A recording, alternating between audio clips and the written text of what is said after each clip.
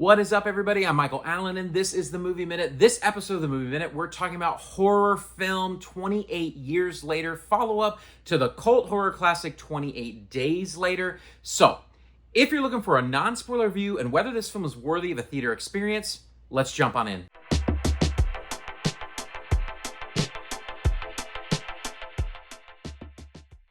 I gotta be honest, when this trailer aired, it was one of probably the best and scariest trailers I've seen in a long time. And if you saw the trailer, you know what I'm talking about. Just the way they intercut audio and imagery was mind-blowing. So I was expecting a lot from this film. I think this film had a lot to live up to. I mean, it's coming from some of the most visceral and real-world zombie movies that I've ever seen. Very scary in a very grounded way.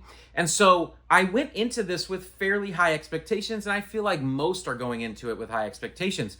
Danny Boyle is returning as well to direct this. He directed 28 Days Later, and then a different team did 28 Weeks Later, and now we have 28 Years Later. Cillian Murphy is not in the film, but he did executive produce it, and you can really sense that in the film, and we're going to get into that. The film centers around Spike, who's played by Alfie Williams, and he lives on this island of survivors who they've survived the rage virus, they've put up a community there, and they are separated from the mainland. And when he comes of age, he has to go with his father, played by Aaron Taylor Johnson, to the mainland to become a man, a sense, in this zombie apocalypse world. That is the gist of the movie, and there is so much going on in this movie. So let's jump in and talk about what I liked.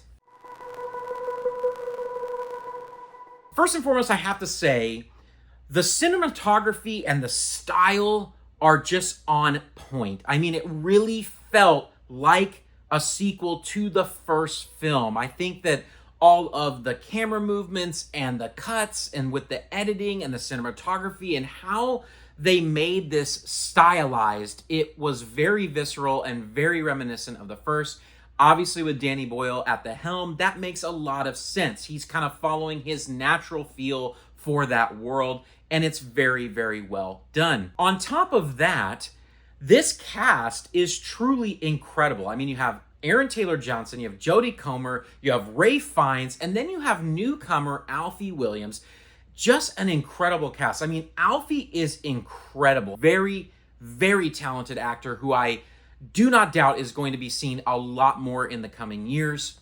I kind of mentioned it before as well, but the editing in this film and the sound design are truly incredible as well. I think there's a lot of intercutting and audio overlapping that I really enjoyed. Now, I don't think everyone's going to enjoy it. I saw it with a good friend and he was not liking it, but I did enjoy how the film was cut. The film is a constant ramp of tension. It really felt leveraged by the cut and the sound design, and I really appreciated that. So I'm going to be completely honest right now. This film kind of threw me off. There's a lot of weird things going on in this movie, and the first is the tone.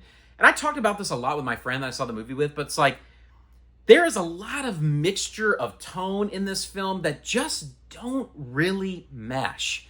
And it threw off the pacing. I think the middle of the film feels really slow due to this. I was getting pretty bored in the middle of the film. I will also say as a warning, this in no means detracts from the quality of the film, but this film is extremely graphic in a lot of ways. There is graphic nudity, there is graphic violence. It is just a graphic movie, which is in line with what this movie is, but I have to just tell you right now, it is way worse than I thought it was going to be. I mean, there are some insane scenes in this movie that I was not prepared for, that definitely turned my stomach. The last big thing kind of touches a lot of stuff, but the story was just weird. I think it started wanting to do one thing, but I think Danny Boyle got a little bit lost. So I was talking with my friend as well about this, and he brought up a word which I feel like is a little bit harsh, but I do think it's in that direction, and the word is, and the term is self-indulgent. I think that this film wanted to be like a really indie, weird, experimental film, And that caused it to get away from a quality story. It just got lost. And there were a lot of things happening towards the end that just felt unearned. That felt like it didn't make sense.